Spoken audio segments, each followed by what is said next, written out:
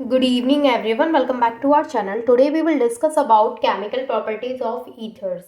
और chemical properties of ethers में जो हमारी next chemical property है वो है formation of peroxides.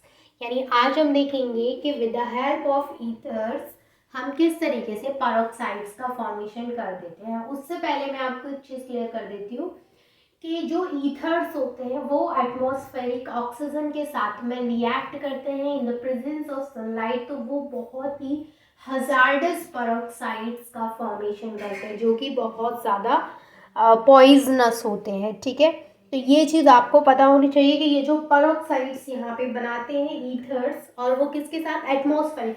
अगर ईथर्स की रिएक्शन एटमॉस्फेरिक मतलब कराने की ज़रूरत नहीं है, ईथर्स को अगर एटमॉस्फेरिक ऑक्सीजन मिलती है तो वो सनलाइट के प्रेजेंस में उससे रिएक्ट करने के बाद बहुत ही डेंजरस वहाँ पे पेरोक्साइड्स का फॉर्मेशन कर देते हैं. ओके, तो जो हमारी केमिकल प्रॉपर्टी है उसमें हम यही पढ़ेंगे कि ईथर्स किस तरीके से पेरोक्साइड्स का फॉर्मेशन करते हैं.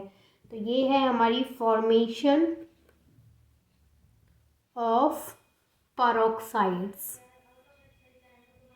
जिसमें कि जो ईथर्स हमारे रिएक्ट करेंगे वो एटमॉस्फेरिक ऑक्सीजन के साथ में रिएक्ट करेंगे. ओके, तो कोई भी हम यहाँ पे ईथर का एग्जांपल ले लेते हैं. Let suppose we have diethyl ether. Diethyl ether में क्या होता है, दो C2H5 होते हैं और बीच में हमारा ऑक्सीजन अटैच होता है. This is the structure of this is the formula of diethyl ether.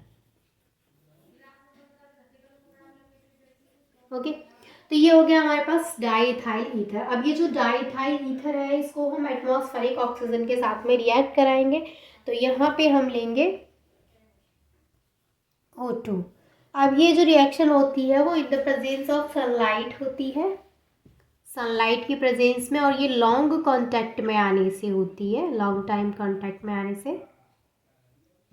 ठीक है, तो यहाँ पे क्या होता है, जो C2H5 है, अब देखिए इसको मैं थोड़ा और सिंपल करने के लिए इस तरीके से लिख देती हूँ.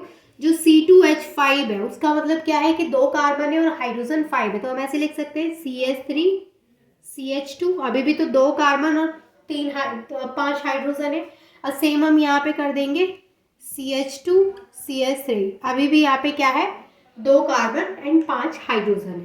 तो ये है हमारा diethyl ether when it reacts with atmospheric oxygen in the presence of sunlight.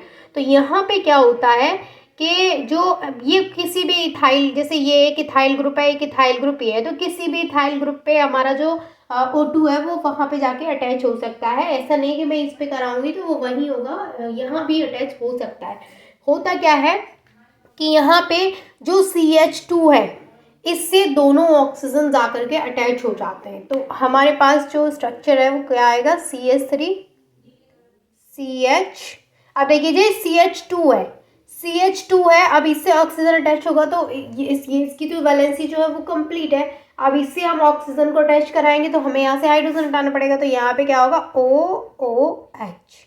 अब जो कार्बन है वो कितने बॉन्ड बना रहा है, एक इधर, एक हाइड्रोजन के साथ दो, एक ये 3, और एक हमारा यहाँ पे ये ऑक्सीजन के साथ. ओके, तो ये बना रहा है 4 बॉन्ड. और ये जो CH2 CH3 है वो एज इट इज़ है. अब ये जो हमारे पास यहाँ पे स्ट्रक्चर बना है ये किसका है, पेरोक्साइड ऑफ डाईइथाइल ईथर. यानी ये डाईइथाइल ईथर का क्या है, पेरोक्साइड है, पेरोक्साइड ऑफ डाईइथाइल ईथर.